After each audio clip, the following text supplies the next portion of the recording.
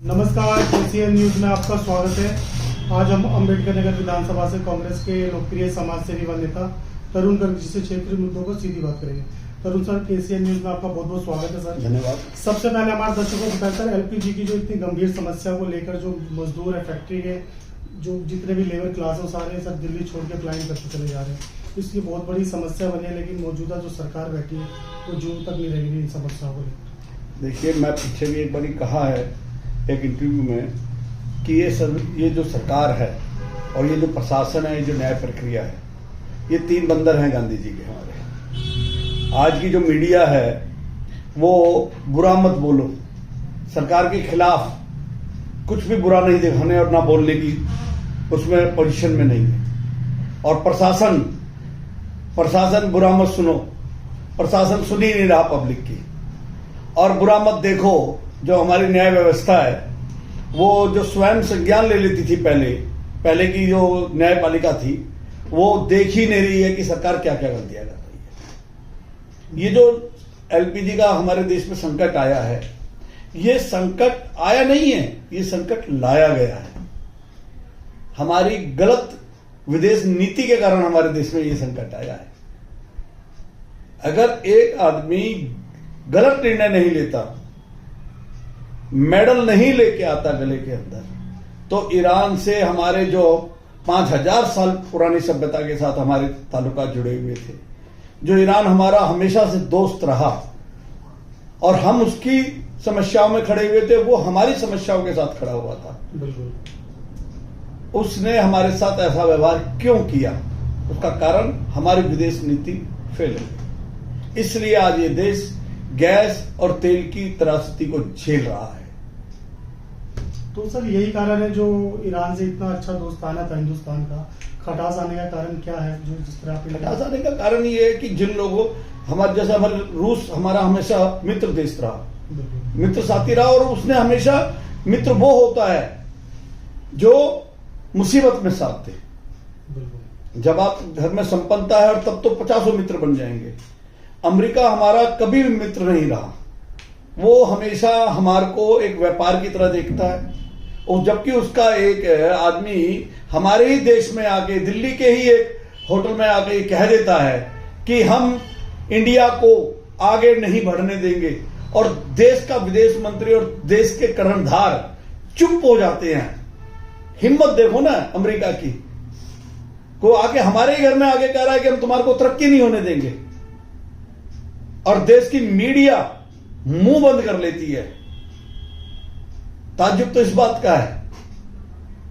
और हमारे देश के कर्णधारों के मुंह से एक आवाज नहीं निकलती, तो कहीं ना कहीं हाथ दबा हुआ है या पूछ दबी हुई है किसी ना किसी कारणवश। बिल्कुल। तो सर, आप ये बताइए, जिस तरह विश्व युद्ध हो रहा था सर, इजराइल, अमेरिका और ईरान के बीच, कहीं ना कहीं सर दोस्ताना का हाथ और शांति का संदेश पाकिस्तान बना है सर। क्या कहना चाहेंगे, पाकिस्तान को ही क्यों चुना गया? सर, ये तो हमारे कर्णधारों को सोचना चाहिए था ना। ये सारा खेल अमेरिका कर रहा था।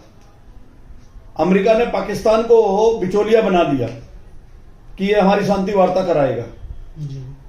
और ईरान ने उसकी हां भरी। क्यों भरी हां? रीजन जाने ना, हम ईरान का भरोसा खो चुके थे और सारा खेल इजराइल और अमेरिका का है। जबकि पूरा वर्ल्ड में जब कभी भी क्या कहते हैं मध्यस्थता करने की बारी आई, तो उसने भारत की तरफ देखा। हमेशा हमने गुटनिरपेक्षता की भूमिका निभाई, कभी एक पक्ष पे कभी नहीं गए। तो इस बार क्यों हुआ कि एक आतंकवादी जो देश था पाकिस्तान, जिसे हम आज तक पाकिस्तान को साबित करते आए विश्व मंचों पर, और आज वो शांति का दूत हो गया। जो आतंकवाद को क्या कहते हैं पनाहगार है, वर्ल्ड में पनाह देता है। इवन ओसामा बिन लादेन उसके यहां पर मिला, और अमेरिका ने वहां आके मारा, और जिसके वर्ल्ड ट्रेड टावरों पर क्या कहते हैं आतंकवादी हमले हुए। तब जब उसके देश में आतंकवाद फैला, तब उसे आतंकवाद नजर आया, और आज वही देश जो आतंकवादों को बढ़ावा देता है, वही उसे शांति दूत नजर आया। उसे भारत शांति दूत नजर नहीं आया। 140 करोड़ की पॉपुलेशन वाला देश, वो उसे शांति दूत नजर नहीं आ रहा। अगर सर आप ये भी बताइए कि जो भी पाकिस्तान में आए हुए थे, ईरान से आए हो चाहे अमेरिका के जितने भी दूतावास से जो भी लोग आए, वो पाकिस्तान के 5 स्टार होटल में रुके, लेकिन 5 स्टार होटल में रुकने के बावजूद भी जो बिल आया वो पाकिस्तान के जो राजनीतिज्ञ है वो दे नहीं पा रहे हैं सर। इसको लेकर क्या कहेंगे? तो अब आप इससे खुद ही समझ लीजिए कि जो बिल नहीं दे पा रहा है, जिसे पीछे अपनी इकोनॉमी चलाने के लिए चाइना को गधे बेचने पड़ गए हैं, जो अपना देश नहीं चला पा रहा वो शांति दूत बन रहा है। ये तो शांति दूत बनाने वालों को जो कहते हैं पंचायत में कौन बैठेगा, तो दोनों तरफ के आदमी खुद डिसाइड करते हैं कि पंचायती कौन फाड़ेगा, सरपंच कौन बनेगा। तो ये अमेरिका को सोचना चाहिए था या इजराइल को सोचना चाहिए था कि हम किसको पंचायत बना रहे हैं। पंचायती हमेशा भारी भरकम होता है, जिसकी आवाज में और जिसके निर्णयों में दम होता है। जो पाकिस्तान स्वयं कटोरा लेके पूरे वर्ल्ड में घूमता रहता है, मांगता रहता है, उसको आप पंचायत बना रहे हो, पंचायती का मतलब प्रधान बना रहे हो। तो वो वार्ता तो खैर होनी ही होनी थी। वो तो सिर्फ आई वाश हो रहा था कि हाँ जी हम वार्ता कर रहे हैं, अमेरिका आई वाश कर रहा है। हम ईरान ने किसी देश पर अटैक नहीं किया है, वो अपनी रक्षा के लिए अटैक कर रहा है और हर आदमी को अपनी आत्मरक्षा करने का अधिकार है। जिस तरह से ये युद्ध हो रहा था तो कहीं ना कहीं आपको लगता है सर ईरान भारी रहा अमेरिका पे? वो तो सबको सामने दिखाई दे गया। अगर कोई दारा सिंह को और गली का एक छोटा सा पहलवान, एक छोटे से अखाड़े का पहलवान अगर उसको गिरा देता है और वो अगर गिरा भी नहीं रहा है और वो उसको छका देता है तो वो हारे बराबर ही है। जो सुपर पावर था हमारे देश में, अब पूरे वर्ल्ड में सुपर पावर बन रहा था, उसको उसने छका दिया। अब तो अमेरिका वार से बाहर निकलने के रास्ते ढूंढ रहा है, क्योंकि अमेरिका अब वो जमाने चले गए जब किसी देश पर अटैक करके उस पर कब्जा कर लिया जाता था। आवाम तो वहीं रहेगी, जमीन तो वहीं रहेगी, वो जमीन का टुकड़ा उठा के अमेरिका के साथ तो ले नहीं जाएगा। अगर अमेरिका उस पर कब्जा भी करता है कभी भविष्य में, तो आवाम तो वही है, जमीन तो वही है। बिल्कुल सही बात है सर। वही सर कांग्रेस की तरफ रुख कर लेते हैं। संगठन सर्जन अभियान जो चल रहा है सर, हर जिले में बाहर से आ रहे हैं सर बीएलए, इसको लेकर क्या कहना चाहेंगे? किस तरह से कांग्रेस अपना संगठन को मजबूत करने में लगी हुई है सर? देखो सर, ये हमारे घर की बात है और घर में हम कैसे अपने घर को मजबूत करें, ये हम लोग कैसे मीडिया को बता दें। कल को तो सेंधमारी हो जाएगी हमारे ही घर में। हम अपने घर में किसको प्रधान बनाएंगे और किसको नहीं बनाएंगे, ये हमारे घर की रणनीति है। हम क्या सोच रहे हैं ये हम डिस्क्लोज तो नहीं करेंगे। सर मैं जिस जिले में जा रहा हूँ, मैंने उनसे पूछा भी सर जो ये बदलाव जो हो रहा है इसमें क्या जिला अध्यक्ष अगर काम नहीं करे तो वो बदलाव किया जाएगा? तो उन्होंने कहा जो जिला अध्यक्ष काम कर रहा है वहाँ पे कोई बदलाव की जरूरत नहीं है, जहाँ काम नहीं हो रहा, जहाँ पे मनभेद बने हुए हैं उन चीजों में फेरबदल किया जाएगा। तो बड़ी क्लियर सी बात है, आदमी काम का प्यारा है, चाम का प्यारा कोई नहीं है। और अगर हो सकता है किसी जिला अध्यक्ष के पास समय नहीं है या वो कोऑर्डिनेट नहीं कर पाता है तो कोई बात नहीं है, उसमें तब्दीली हो जाएगी। ये कोई ऐसी चीज तो है नहीं कि क्या कहते हैं पार्टी हमेशा उस आदमी को जिम्मेवारी देगी जो उस जिम्मेवारी को उठा सकता है। अगर एक आदमी को ट्रक चलाना आता है उसको साइकिल चलाने के लिए देंगे तो वो साइकिल नहीं चला पाएगा, मगर साइकिल चलाने वाले को ट्रक देंगे तो ट्रक नहीं चला पाएगा। तो हम काबिलियत ढूंढ रहे हैं ना, मगर हर एक को हम मौका देते हैं कि क्या कहते हैं तुम भी करके देखो, तुम भी कोशिश करके देखो, हो सकता है तुम अच्छे चला लो। तो कांग्रेस हर कार्यकर्ता को मौका दे रही है कि आप अपनी काबिलियत दिखाइए, अपना संगठन दिखाइए, अपनी मजबूती दिखाइए, आपकी क्या कहते हैं प्रधानी को कितने लोग स्वीकार करते हैं वो दिखाइए। अच्छा काम चल रहा है, बहुत बढ़िया चल रहा है। बिहार की राजनीति की बात करें तो सम्राट चौधरी भारतीय जनता पार्टी के पहले सीएम बने हैं सर, इसको लेकर क्या कहना चाहेंगे सर? देखिए, पहले बीजेपी के जो पहले भी सीएम थे वो जरूर जेडीयू का मुखौटा जरूर उनके मुंह पर था, मगर उनकी सारी बागडोर पीछे से कठपुतली की तरह नचा कौन रहा था? बीजेपी चला रही थी उनको। उन्होंने अपनी मर्जी कब चलाई है? वो दिखने में जेडीयू के लग रहे थे मगर काम बीजेपी कर रही थी और लास्ट में उनका रोल खत्म हुआ। कोई आदमी कमिश्नर बन के हवलदार बनने की सोचता है? मतलब राज्यसभा बन रही है, एक सीएम बनना एक प्रदेश का और एक जाके राज्यसभा बनना, क्या मतलब क्या बात का? तो नीतीश जी का पद बढ़ा है या पद घटा है?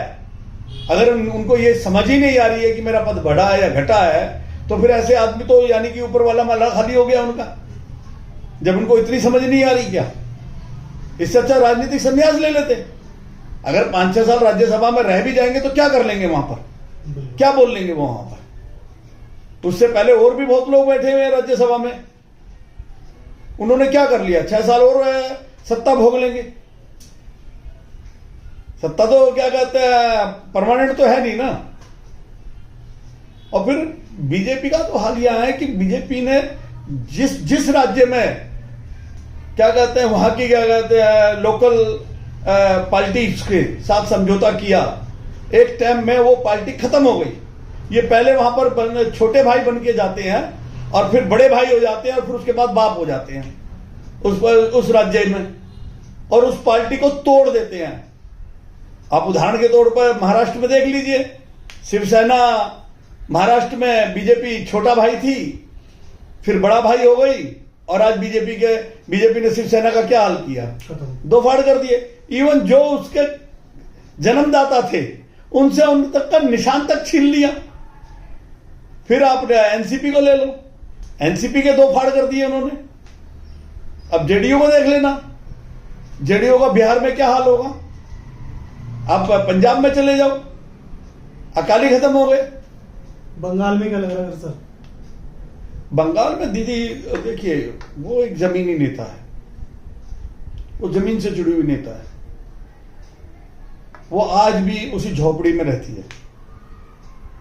अगर बंगाल की जनता को ऐसा लीडर भी पसंद नहीं आ रहा है तो ये उनका दुर्भाग्य होगा। अगर कहीं 1% टीएमसी हारती है तो ये बंगाल की हार होगी। बंगाल की जनता को बाकी प्रदेशों में जहां जहां बीजेपी की सरकार है, वहां के लोगों से और वहां के किए हुए वादों का आकलन कर ले। आज तो मोबाइल हर एक के हाथ में है और उसके बावजूद नहीं देख पा रही है, तो फिर क्या कह सकते हैं उसको? लेकिन गृह मंत्री तो 3-3 हजार रुपए दे रहे हैं अमित शाह जी वहां पर। हाँ, तो बिहार में 10-10 हजार रुपए दिए गए थे, दिल्ली में भी, दिल्ली में 2,500 हजार रुपए दे रहे थे, राजस्थान में सिलेंडर फ्री दे रहे थे। दिल्ली में तो गैस ही नहीं है सर, सिलेंडर का। अरे सर क्या हो गया? सिलेंडर की बात हुई थी, गैस की कोई बात हुई थी? चुनावी फिर बाद में कह देंगे जुमला था। वो तो भाषण देने का एक तरीका होता है, वो पत्रकार भी जानता है और वो जनता भी जानती है। जब 15 लाख रुपए के सवाल पर पूछा गया था तो कह तो दिया था, वो तो जुमला है, वो तो भाषण देने का एक तरीका होता है। इलेक्शन में बहुत सारे झूठे बोले वादे किए जाते हैं, यही तो कह रही है बीजेपी। आज से पहले की सरकारें या पहले की पार्टियां उतना ही वादा करती थी जितना वो निभा सके। कल कोई कह दे आपके बच्चों को कलेक्टर बनाएंगे सबको, तो बना कह दे उन्हें कलेक्टर के इतने पद ही नहीं है जितने हम बना सके। वो तो कह दिया था, वो तो चुनाव में भाषण था। तो सर जनता ना समझ है क्या? जनता ना समझ नहीं है सर। जनता को ना समझ कह के आप जनता को बच्चा साबित कर रहे हो। ना समझ बच्चे होते हैं, ना समझ वैश्य नहीं होते।